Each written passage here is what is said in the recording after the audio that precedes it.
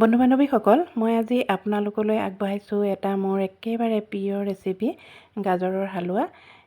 ইমানেই বেছি ভাল লাগে নহয় খাই। আবেলি সময়ত যে আপোনালোকে কিবা খাবলৈ মন গ'লে এনেধৰণে সহজে বনাব পাৰিব এই গাজৰৰ হালোৱা। ইয়াত দেখিছেনে ইমান ধুনীয়া কালাৰটো যে কিমান ধুনীয়া হৈছে নহয়। ল'ৰা ছোৱালীক দিলে বা ঘৰৰ মানুহে খাই আপোনাক শলাগি থাকিব আৰু আকৌ বনাবলৈ দিব। ঠিক এনে মই বনোৱাৰ দৰে বনাব। ইমানেই বেছি ধুনীয়া হৈছিল। এয়া মই গাজৰ দুটা লৈ লৈছোঁ। বেছি ল'ব নালাগে, মানুহ 3জনৰ কাৰণে মই দুটা গাজৰ লৈ লৈছোঁ। দীঘল গাজৰটো। এইটো গাজৰ খাবলৈ বহুত বেছি মিঠা হয়।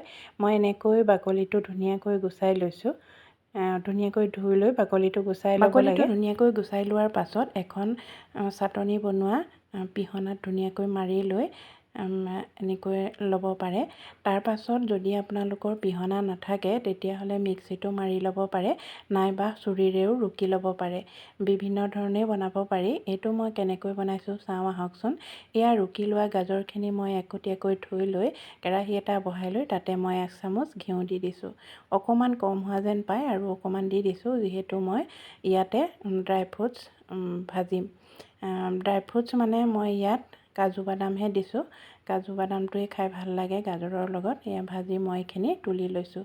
বেছি নবনাওঁ, 3টা মানুহৰ কাৰণে বনাইছোঁ। আপোনালোকে এনেকৈ বনাই ল'ৰা ছোৱালীৰ টিফিনো দিব পাৰে।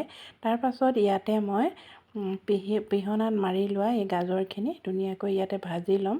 যেতিয়ালৈকে হালধীয়া ৰঙা ৰংটো অলপ হালধীয়া নিচিনা নহয় তেতিয়ালৈকে এনেকৈ মই ভাজি থাকিম। তাৰ পাছত যেতিয়া কমি আহিব আৰু শুকাই যাব তেতিয়া মই ইয়াতে চেনি 3 চামুচ দি দিম। আপোনালোকে যদি নিমখ খাব মন যায় অকণমান নিমখ দিব পাৰে। এয়া মই এতিয়া চেনি দি ধুনীয়াকৈ এনেকৈ ভাজি আছোঁ যাতে অলপ সময় ইয়াতে শুকাই যায়।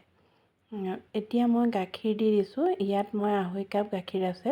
মই গাখীৰ 2.5 কাপ দি দিছোঁ।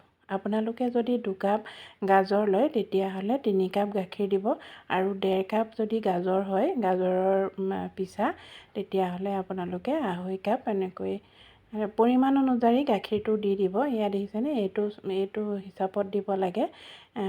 মই যেনেকৈ বনাওঁ তেনেকৈ আপোনালোকক দেখুৱাইছোঁ। এনেকৈ ধুনীয়াকৈ গাখীৰখিনি দি অলপ ধুনীয়াকৈ ভাজি থাকিব লাগে যাতে গাখীৰখিনি কমি যায়।